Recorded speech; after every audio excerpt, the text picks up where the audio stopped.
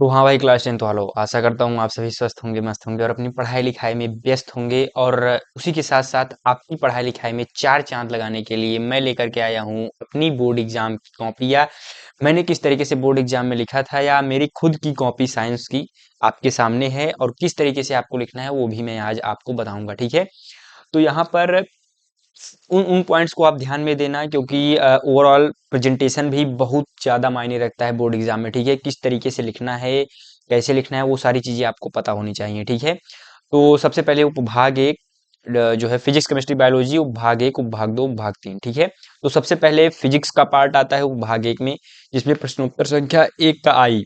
ये जो टिक का निशान है, तीसरी बार मैं वीडियो बना रहा हूँ। ठीक है, तो उसके बाद वस्तु की दूरी u बराबर माइनस का 25 सेंटीमीटर अवतल दर्पण।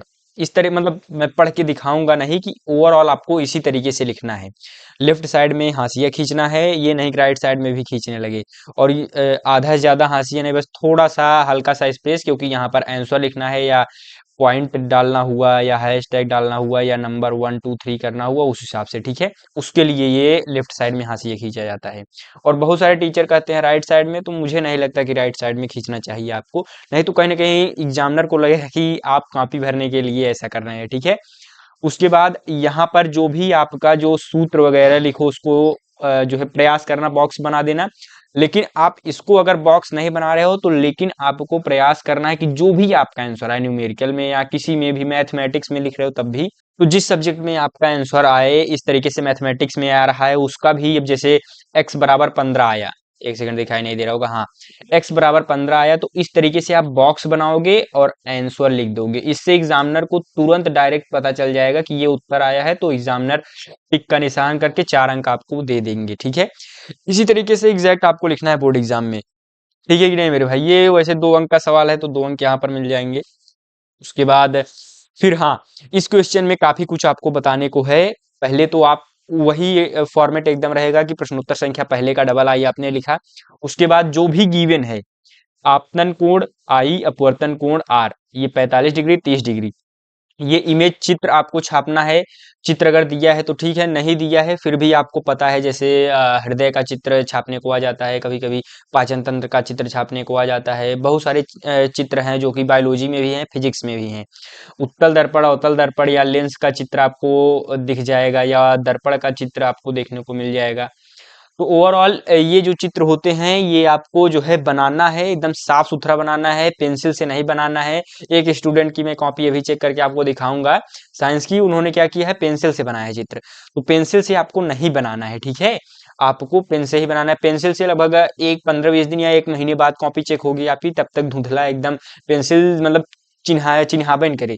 जब तक चिन्हाए ना, अच्छे से जनाए ना, तब तक सही से मतलब जब दिखाई न दे तो नंबर नहीं मिलेंगे। ठीक है, तो उसी हिसाब से आपको करना है ओवरऑल। और यहाँ पर स्नेल का नियम, तो इस तरीके से, मेरे पास तो टाइम था, आपके पास मान लीजिए इनकेस टाइम नहीं है, तो सूत्र वगैरह पर आप जो है वो बॉक्स ना बनाइएगा। लेकिन हाँ, जो आंसर आएगा उस पर जरूर से जरूर आपको बॉक्स बना देना है। ठीक है मेरे भाई, तो यहाँ पर बॉक्स बना करके जो भी अतः करके आया, इसी फॉर्मेट में आपको लिखना है। एक सेकंड में आपको दिखा देता हूँ, तो इस तरीके से आपको ओवरऑल लिखना है। ठीक है, और उसके बाद दूसरे के आई पर आ जाते हैं, तो यहाँ पर आपको फिर से 2 अंक मिल जाएंगे। तो ओवरऑल पहले में 4 अंक के सवाल थे, तो 4 अंक यहाँ पर कंफर्म होते हुए। उसके बाद प्रश्नोत्तर संख्या दूसरे का आई, वस्तु की दूरी।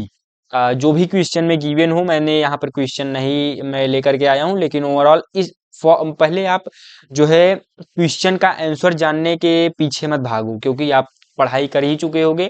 नहीं कि कोई बात नहीं, लेकिन साथ ही साथ जो है यहाँ पर जो भी मैं आपको बता रहा हूँ तरीके, किस तरीके से आपको लिखना है, वो आपको जानना बहुत बेहद जरूरी है। ठीक है, इस तरीके से जो भी दिया गया हो, गिवन है तो ये पॉइंट गिवन था, इसको लिख दो, इसको लिख दो। ठीक है, उसके बाद जो भी सूत्र आप अप्लाई कर रहे हो, इस तरीके से आपको लिख देना है बॉक्स बना करके। ये समझ लो, अगर आपने इस जो है तरीके को अडॉप्ट कर लिया, जो लिख करके आओगे, जैसे लिख करके आओगे, आपको पूरे के पूरे अंक मिलेंगे, एक भी अंक नहीं कटेगा। 100 अंक का अगर आप करके आए तो 100 में 100 आपको मिलेगा, गारंटीड है। ठीक है, तो उसके बाद यहाँ पर आंसर आया, मैंने बॉक्स बना करके आंसर लिख दिया।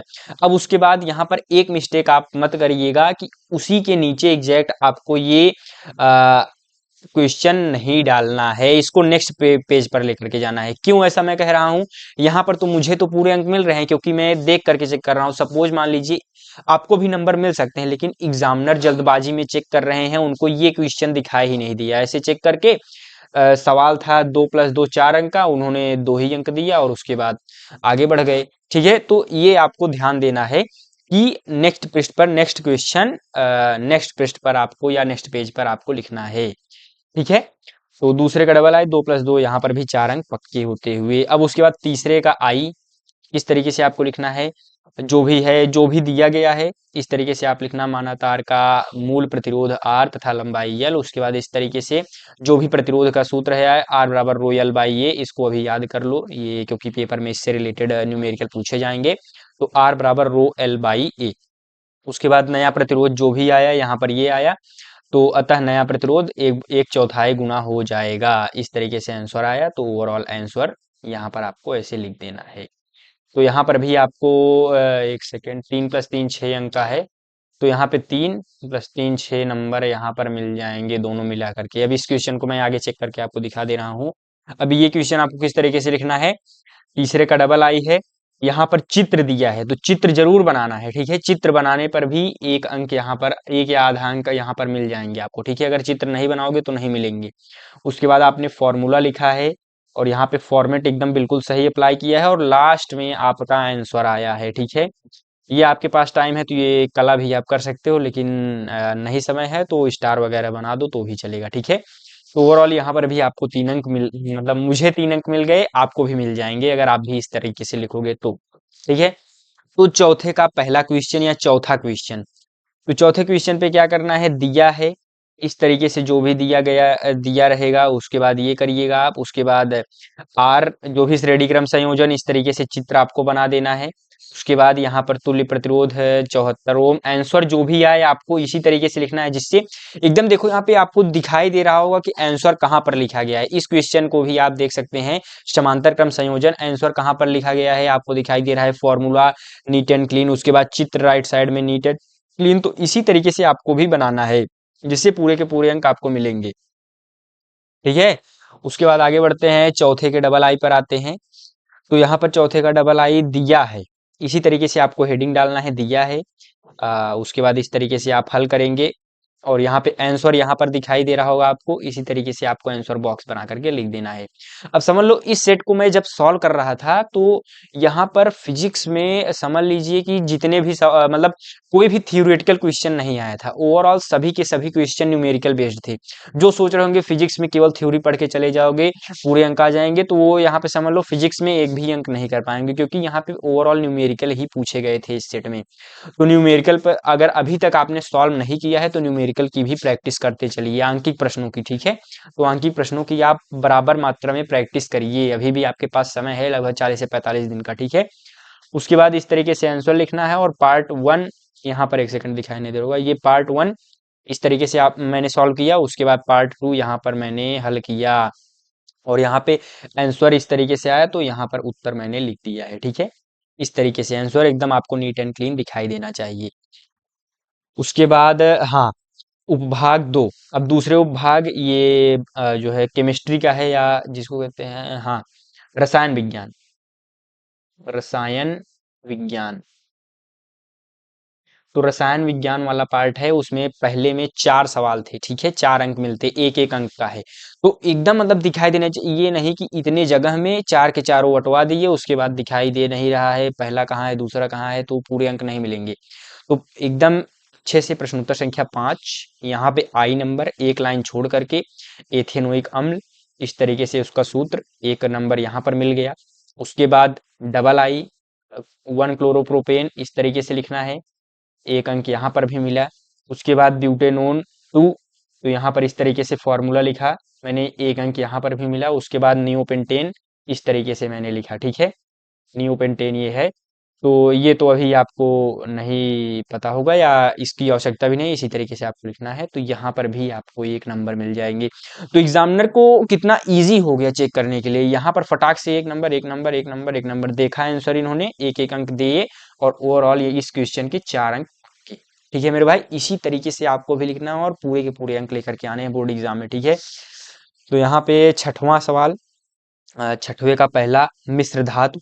इस तरीके से कोई भी हेडिंग या परिभाषा लिखना हुआ तो आप सबसे पहले हेडिंग बनाएंगे, ये नहीं डायरेक्ट लिखते चले उसके बाद हो गया मिश्र धातु कहलाता है, दो या दो से अधिक धातुओं का मिश्रण मिश्र धातु कहलाता है, ठीक है, दो या दो से अधिक शुद्ध धातुओं का मिश्रण, ओवरऑल मिश्र धातु, ठीक है।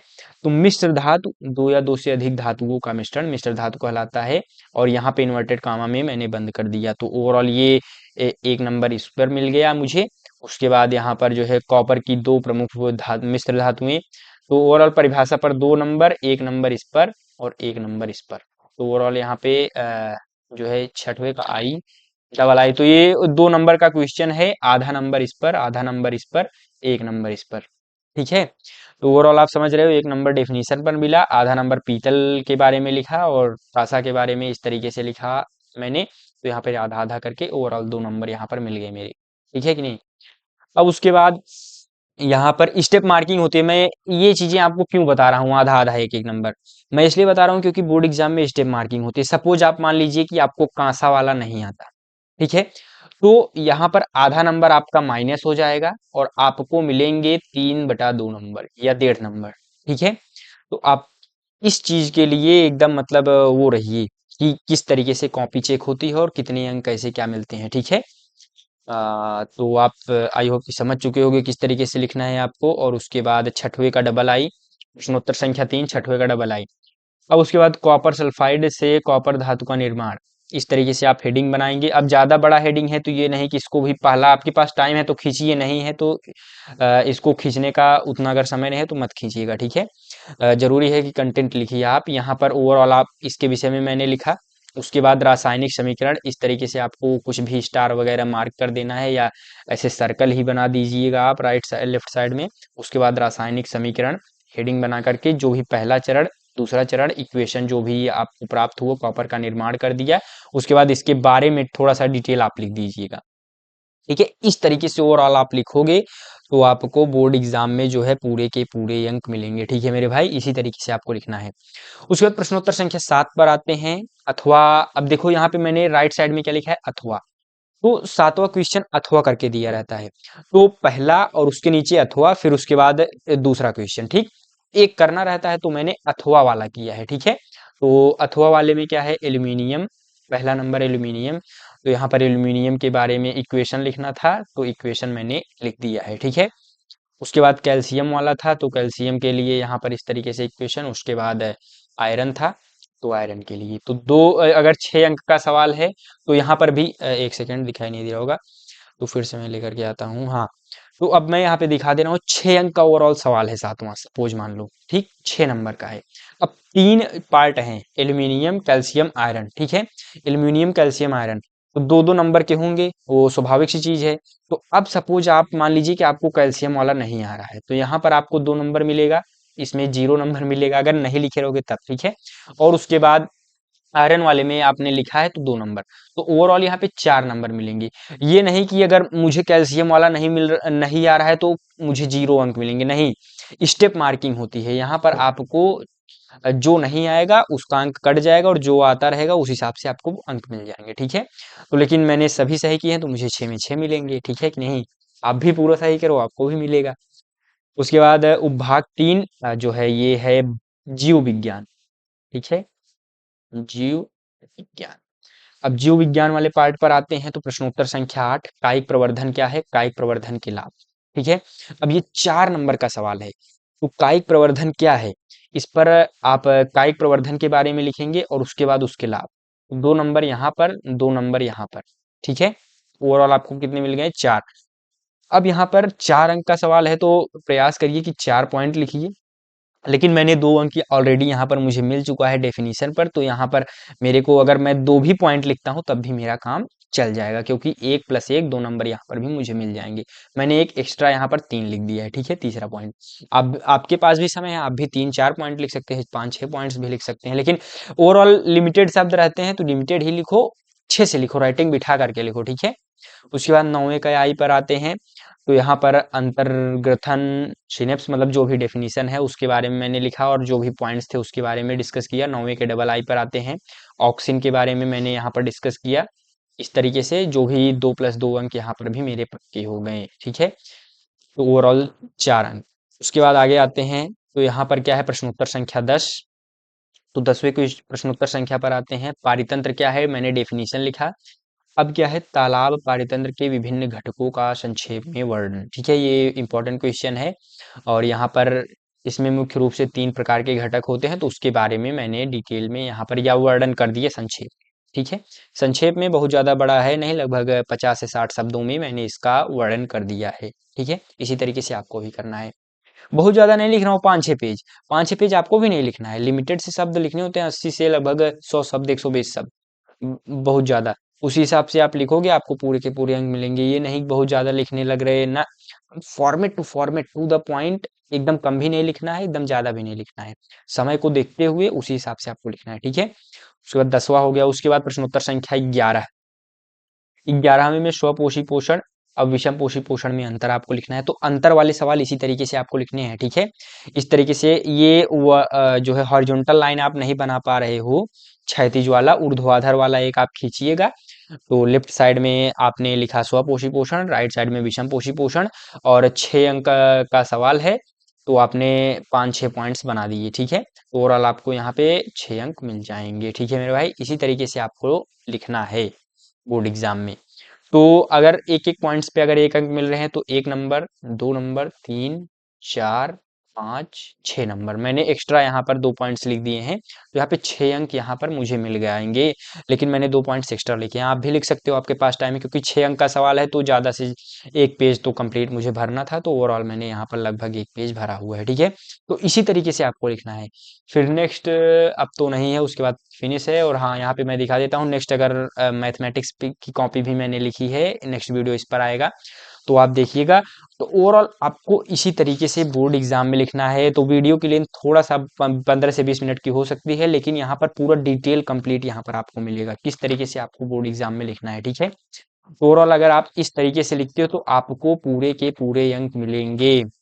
अगर 20 नंबर आप बहुविकल्पी प्रश्नों में सही कर लेते हो और 30 नंबर आपको जो है प्रैक्टिकल में मिल जाते हैं और 50 नंबर इसमें, तो ओवरऑल 50/50 प्लस 50 नंबर अगर मिलते हैं अगर उन सभी पार्ट्स में, तो ओवरऑल आप 100 आउट ऑफ 100 आपको बोर्ड एग्जाम में मिल जाएगा, ठीक है।